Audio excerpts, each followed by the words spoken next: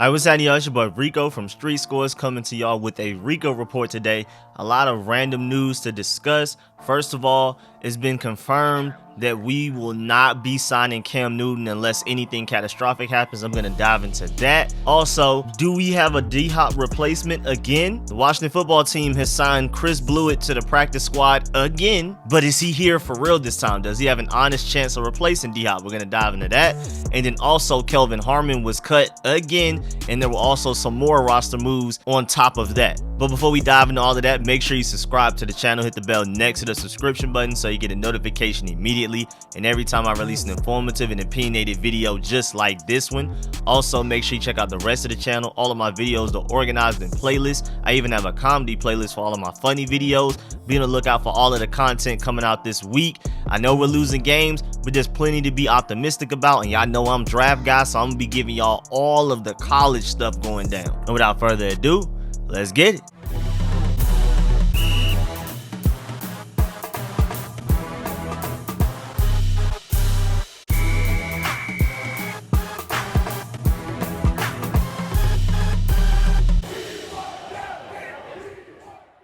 Alright, so first of all, Cam Newton has recently gotten vaccinated according to reports. I mean, apparently he really wants to play in the NFL, and at first he did not want to get vaccinated, but now he's gone ahead and gotten vaccinated so that he have a better chance of getting the job, because that is probably a big reason as to why he hasn't been signed yet. He recently got vaccinated, and now he's starting to gain talks with certain teams, and of course every week, especially after Taylor Heinicke doesn't have a great day, he doesn't have a game-winning drive, there's always questions of should we sign Cam Newton or not? Well, it's already been reported by Josina Anderson that it is very unlikely that we would not get Cam Newton. It's pretty much almost a guarantee again, unless it's just something catastrophic happens to where Taylor Heinicke, Kyle Allen, Ryan Fitzpatrick, everybody is out. Then maybe they sign Cam Newton, but even then, maybe they give a younger random guy like Kyle Shermer a chance. So pretty much do not expect us to sign Cam Newton unless they feel like Cam Newton is enough to fix this team and turn it around and we can become division championship contenders or even Super Bowl contenders by signing Cam Newton. If they don't feel that way, they more than likely won't. Because if this season starts to go downhill, and again, I'm one of those optimistic people that's like, man, if we just play better, we fix a few things, we can actually probably win some games on the schedule. But if it looks like it's just doomed for nothing and going downhill and we're basically playing for a top pick, it's like you might as well see how a Kyle Shermer's doing or any other random quarterback. Maybe you find the next Taylor Heinicke, but maybe better. I don't know. But like bringing in Cam Newton, if you don't see your team as like a Super Bowl contender right now, or at the very least a playoff contender, there's really no point to it. So, I mean, that will give us an idea of how they feel about this season as well. If Taylor Heinicke keeps playing how he's playing, and I don't want to wish it on him, but if he starts playing worse, and then, you know, if Kyle Allen has to go out there and he gets hurt or he plays just as poorly as I think he would, if they don't get a Cam Newton, that just pretty much shows you that they're pretty much done with the season, and now we're back to like last year, where we ended up kind of winning some games accidentally because we were really just holding tryouts. At quarterback, at multiple positions on the team, we were just like, hey, let's try this guy this game. I'll never forget how we targeted Antonio Gandy-Golden heavily in that Browns game before he got injured. I mean, we were throwing him screens, slants, everything. We were just trying to give him the ball as much as possible, and that wasn't necessarily the game plan to win. That was the game plan to see how good he could actually be and if he can contribute early into his career. And if we don't go and get a Cam Newton at a certain point, if this season looks a little lost, that lets you know that that's pretty much what this season will be. Don't be surprised if at the same time we don't sign Cam Newton. That's when you start seeing random guys getting thrown into the rotation so that they can see what they have and get ready for 2022. Like throwing in a Jeremy Reeves, even though I feel like at this point Jeremy Reeves should at least be given a chance to start over Bobby McCain with how bad the secondary has been. But if you see a DeShazer Everett, if you start to see a lot of Khalid Hudson, if they start mixing up the receiving group and bringing up a lot of the really young guys over like a Adam Humphries, if you start seeing a lot of Dax Milne over Adam Humphries, those will be signs of us basically doing what we did last year. You never know, maybe we end up accidentally winning enough games like we did last year and end up winning the division, even though, I mean, it's looking really grim with the Cowboys looking really good right now, like easily a top 10 team right now.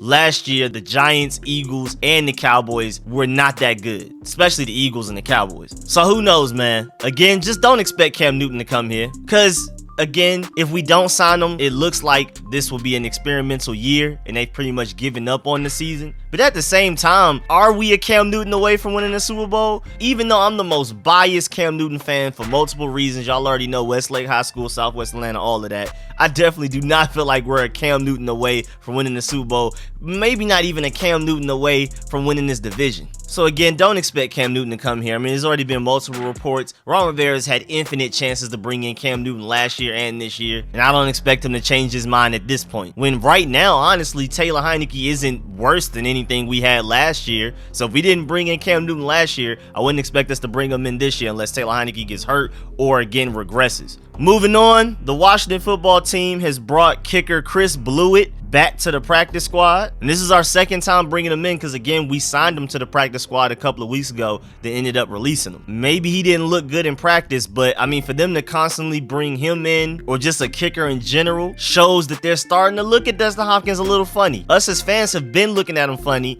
but Ron Rivera is just loyal as loyal gets, and he's been sticking behind Dustin Hopkins. But at this point, bruh, it's time to move on. Honestly, I'm tired of not being able to depend on our kicker.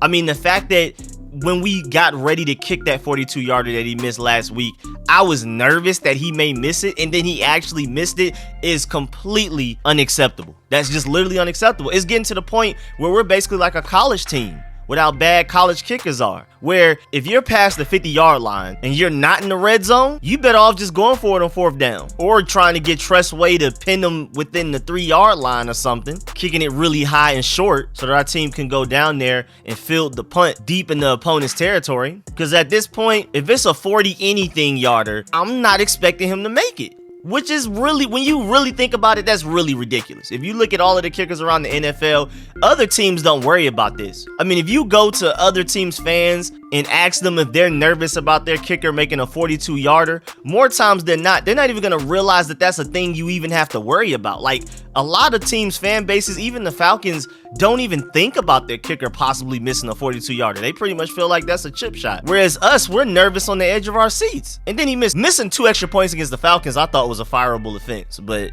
you know, he's still here, and then he missed that 42-yarder last week. Which, you know, I don't want to put all of the blame on Dustin Hopkins, but just like how that Hail Mary right before the half against the Saints, like, killed our morale and, like, killed the team spirit, Dustin Hopkins' kick did that against the Chiefs. As soon as he missed that kick, it just looked like everybody was playing dejected and like, man, we can't believe in anything. We're not destined to win this. What's the point in trying hard? I mean, it just kind of look, again, I'm not blaming him for that because they're all grown men and they're getting paid millions of dollars. I don't care how many kicks Dustin Hopkins misses. You need to go out there and play with your heart no matter what. You need to always believe you can win. That's what you're in the NFL for. There's plenty of other people in the world that would love to have your job. So if you're not going to go out there and put 110%, why are you even playing? But at the same time, I mean, that Dustin Hopkins thing like literally was the catalyst for everybody playing like, oh, here we go again. We're going against a better team and eventually they're going to come back. I mean, you can just kind of feel it and see it on the field, even before we were losing. But here you got Chris Blewitt. Again, he's only here for a tryout. He's not even on the practice squad. So he probably is not a real factor to replace Dustin Hopkins. And then his name is Chris Blewitt. I really hope that's not a sentence because that is like the worst last name for a kicker of all time. But we'll see how this goes. We'll see throughout this week what this turns into. Heading into this Packers game, will he eventually replace Dustin Hopkins at some point this season? And I feel like it's all on Ron Rivera. I feel like Dustin Hopkins is who he's going to be. He's going to miss extra points. He's going to miss kicks that should be easy. It's just whether or not Ron Rivera is ready to move on from him because I don't see Dustin Hopkins suddenly getting it together and becoming a great kicker. So he's going to miss his kicks. And we'll just see how long he lasts on this team because of Ron Rivera. Also because of just the lack of kickers out there that we could sign. I mean, Ron Rivera addressed it, and I'm going to give him the benefit of the doubt and assume that him and the Washington football team have done their deep dive research and looked through all of the available kickers and just ended up saying, hey, I mean, Dustin Hopkins might be the best guy that we could go with as of right now. I'm just going to give him the benefit of the doubt. It's hard to believe, but Ron Rivera said that Dustin Hopkins is our guy.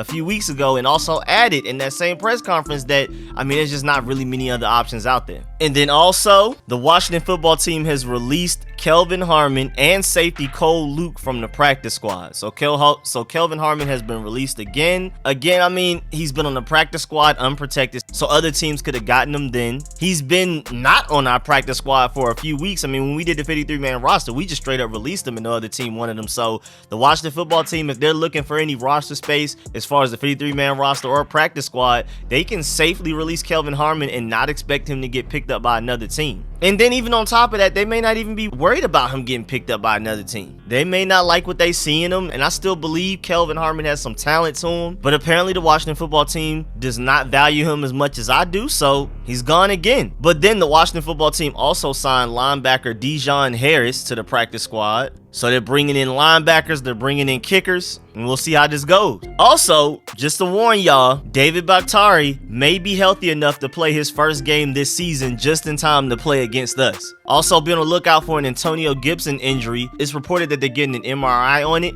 and I don't know what the result is yet. Nobody's reported on it yet, but when they do, I'll definitely update y'all on that.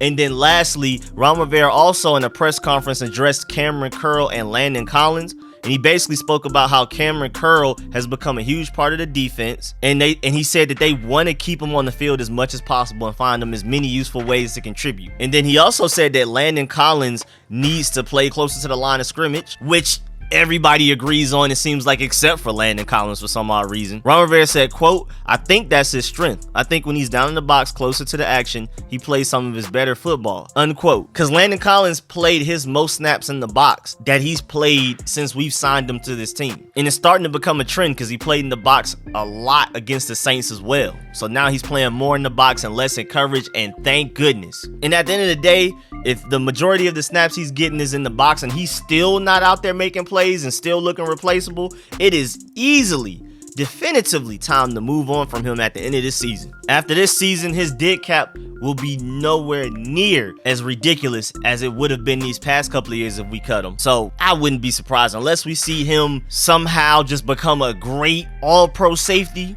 I'm pretty sure Landon Collins is done here. I mean, even some of the things he said in press conferences after the Saints game, pretty much blaming the coaches for that Saints Hail Mary and saying that he felt like that they weren't prepared and they didn't know that it was coming and things like that. It just doesn't look good right now at all for Landon Collins, which may be a good thing for us fans because next year we wanted to deal with him. Again, unless towards the end of this year, getting more snaps in the box helps him and he actually looks like a good safety. We'll see.